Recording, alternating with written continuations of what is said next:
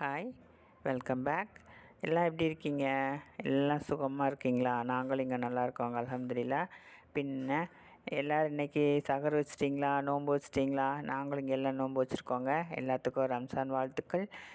பின்ன இன்றைக்கி நம்ம என்ன செய்ய போகிறோன்னா, சட்னி ஃப்ரீ மிக்ஸ் செய்ய போகிறோங்க. வாங்க அதை எப்படி செய்யலான்னு பார்க்கலாமா? ஃபஸ்ட்டு ஒரு சீனச்சட்டி வச்சுக்கோங்க. அதில் வத்தல் போட்டுக்கோங்க. வத்தல் போட்டு நல்லா வெறும் வானலியில் வறுத்து எடுத்துக்கோங்க. அதுக்கப்புறம் கொஞ்சம் எண்ணெய் ஊற்றிக்கோங்க. எண்ணெய் ஊற்றிட்டு எண்ணெய் காஞ்சதும் அதில் கொஞ்சம் புளி போட்டுக்கோங்க. புளி கொஞ்சம் வாடி வந்ததுக்கப்புறம் பூடு போட்டுக்கோங்க.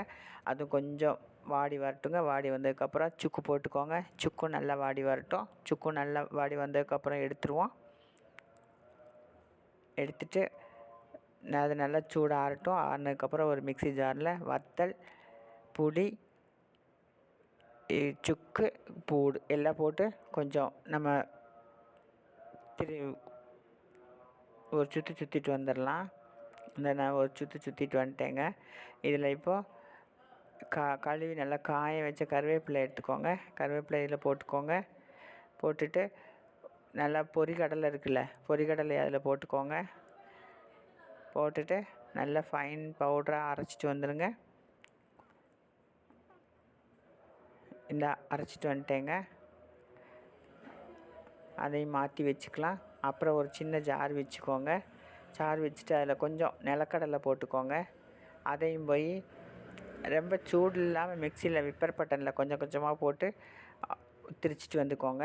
பொடியாக்கிட்டு வந்துடுங்க. நான் இந்த பொடியாக்கிட்டு வந்துட்டேன். அதை ஒரு பாத்திரத்தில் வேறு ஒரு பாத்திரத்தில் போட்டுக்கோங்க.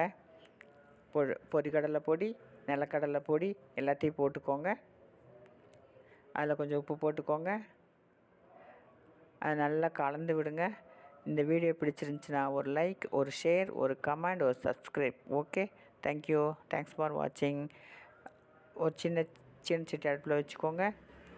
அது எண்ணெய் ஊற்றிக்கோங்க. எண்ணெய் நல்லா காஞ்சதும் கடுகு போட்டுக்கோங்க. உளுந்து போட்டுக்கோங்க. ஜீரகம் போட்டுக்கோங்க. 2 வத்தல் மிளகாய் போட்டுக்கோங்க. நல்லா கறியை விடாமல் எடுத்துக்கோங்க. எடுத்து சட்னி இருக்கலாங்க. சட்னி நம்ம பவுடராக்கி வச்சுருக்கோம்ல, அதில் போட்டுக்கோங்க. போட்டுட்டு நல்லா கலந்து விடுங்க. இதுதாங்க இட்லி தோசைக்கு நம்ம கலந்துக்கலாம். அப்படியே கொஞ்சம் தண்ணி ஊற்றி கலந்து எடுத்துக்கலாம். தேங்க்யூ. தேங்க்ஸ் ஃபார் வாட்சிங். எல்லாருக்கும் ஹாப்பி ரமதான். டாட்டா, பாய். ரெடிங்க, இருந்தால் சட்னி ஃப்ரீ மிக்ஸ் ரெடி.